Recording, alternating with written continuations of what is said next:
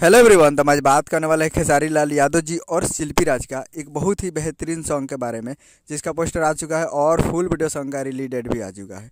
और इस गाने को लिखे हैं आज़ाद सिंह जी और इसमें म्यूजिक भी दिए हैं विशाल सिंह जी।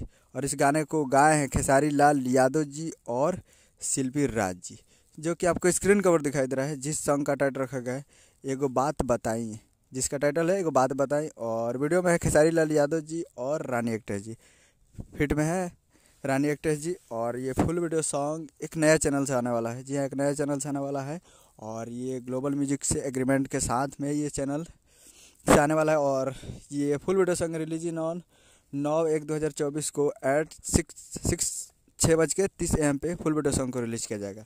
यानी 9 तारीख को सुबह 6:30 पे ये फुल वीडियो सॉन्ग को रिलीज़ किया जाएगा। तो आप लोग तैयार रहिएगा। और बहुत ही बेहतरीन सॉन्ग है और बहुत ही ज़बरदस्त है। तो आप लोग तैयार रहिएगा। 9 तारीख को सुबह 6:30 AM पे फुल वीडियो सॉन्ग को रिलीज़ किया जाएगा पीपा पीपा म्यूजिक पीपा म्यूजिक भोजपुरी यूट्यूब चैनल पे। आप लोग तैयार रहिएगा 9 तारीख को।